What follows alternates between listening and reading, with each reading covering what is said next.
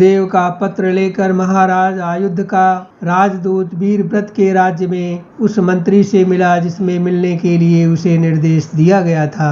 पत्र देने के बाद उस मंत्री के साथ उसे वीरव्रत से मिलकर ही आने को कहा गया था।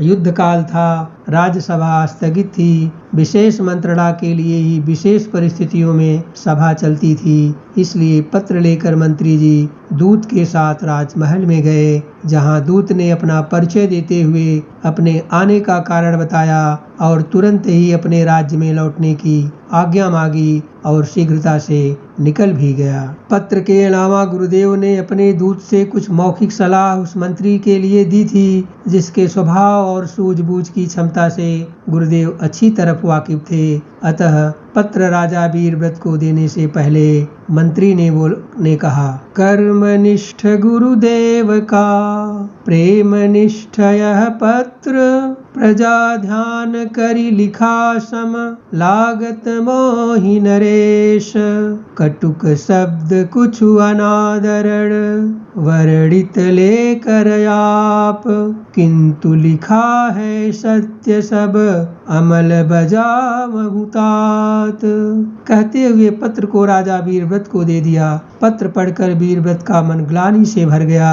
गुरुदेव सामान्य प्रतिक्रिया कभी नहीं करते, यह वीरव्रत को अच्छी तरह मालूम था, इसलिए गंभीरता से इस पर विचार विमर्श करने की बात कही। मंत्री से पूछा कि आपकी क्या राय है। मंत्री ने कहा, राजन, महाराज एतमान की मृत्यु के समय जब आप महारानी के गर्भ में थे और यह राज सिंहासन राजा विहीन हो गया था, जिस समय राजमाता बेबस एवं लाचार थीं, तब गुरुदेव ने ही अपने राज्य की रक्षा के लिए शक्तिमान, दयालु, धार्मिक, एक न्यायप्रिय राजा आयुध की शरण लेकर राजा देवदत्त से अपने राज्य की रक्षा की थी, जिसका गवाह मैं स्वयं हूँ। बड़े होकर देवदत्त की सेना के साथ आपका पहला युद्ध स्वयं में इसका दूसरा बड़ा प्रमाण है। इसके और पूर्व में महाराज आयुध के न्याय प्रिय राजा होने का इससे भी बड़ा इतिहास है। बहुत साल पहले एक बार कुदरत ने इस धरती पर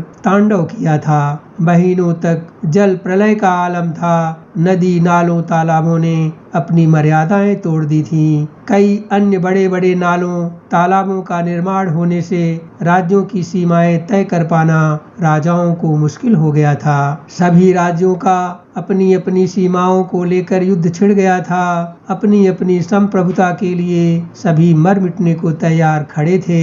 उस समय सबसे शक्तिशाली महाराजा आयुध ने अपने बिगड़े हुए भूभाग का मोह छोड़कर महान त्याग करते हुए उस समय चल रहे युद्ध को रोककर भारी नरसंहार से बाकी के सभी राजाओं को बचाते हुए एक कुशल नेतृत्व का परिचय दिया था। उसे सभी राजाओं ने सराहा था। ऐसा कहते हुए गुरुदेव की चिंता को उस मंत्री ने जायज ठहराया। यद्यपि वीरव्रत को भी इस अतीत की घटना का पता था, केवल गुरुदेव के प्रति उसके हृदय के त्रास ने उसे इस युद्ध में झोंक रखा था। उसे लगता था कि गुरुदेव को शरण देकर महाराज आयुध ने उसे चुनौती दी है। अब गुरुदेव के वहां से निकल जाने के कारण उसकी युद्ध उत्तेजना समाप्त हो चुकी थी। जब मंत्री जी को ऐसा महसूस हुआ तो उन्होंने आगे कहा, हे राजन, यह विषय विचार विमर्श का नहीं है, यह मन का विषय है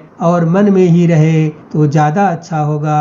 अन्यथा महारानी अभिनंदा का पिता प्रेम आपके राज्य के लिए किसी प्रलय से कम नहीं होगा। अचानक युद्ध का त्याग करना एक धोखा जैसा होगा। इसलिए आज के युद्ध में वीरव्रत को अपने छोर को संभालते हुए आगे बढ़ना चाहिए। उस दिन भी बहुत भीषण युद्ध हुआ, किंतु आज के दिन वीरव्रत द्वारा राजा आयुध के किसी भी योद्धा की मृत्यु नहीं हुई और युद्ध में पहले के समान उसकी आक्रमणता भी नहीं देखी गई। और हमेशा की भांति युद्ध पश्चात अपने बचे हुए योद्धाओं के संबोधन में भी आज वह जज्बात नहीं थी। अपने योद्धाओं के संबोधन के ठीक पश्चात वह राजा देवदत्त से मिलने के लिए गया और उनसे युद्ध को समाप्त करने के लिए कहा। तब राजा देवदत्त ने कहा कि गुरुदेव आपके लिए युद्ध का कारण हो सकते हैं, किंतु मेरे लिए यह युद्ध राजा आयुध के राज्य पर फतह हासिल करने का है। यदि आप यह युद्ध नहीं लड़ना चाहते हैं तो कोई बात नहीं है। उसके बाद वीरव्रत रानी अभिनंदा से मिला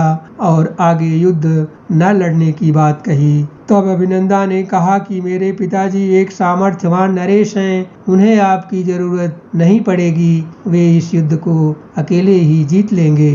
राजा देवदत्त गुरुदेव की ताकत जानता था। हारी हुई बाजी को वह जीत में कभी भी अपनी रणनीति से बदल देने का मादा रखते थे। देवदत्त को महाराज आयुध की सैन्य शक्ति से कम किंतु गुरुदेव की रणनीति से ज्यादा डर लगता था, जो कि अब महाराज आयुध के राज्य से भी निकल चुके थे। इसलिए अपनी जीत को लेकर उसका विश्वास बढ़ गया था। गुरुदेव की चली हुई चाल का अंदाजा किसी को भी नहीं लग सका, क्योंकि गुरुदेव के पत्र का संदेशवाहक 360 के कोण के साथ हर अंश पर चौकन्ना सर्वोपरि अपनी धुरी पर ही घूमा था। किसी को भी यह पता नहीं चल सका कि गुरुदेव यहाँ से निकलकर किसी नए युद्ध की तरफ बढ़ चुके हैं, जिसके पहले कदम के लिए उनका विजया लग्न नक्षत्र क्षण अब ज्यादा दूर नहीं था। दान में प्राप्त उस कन्या को प्रबोधित करने में वे जुट गए। एक दिन जब वह घड़ी आ ही गई तो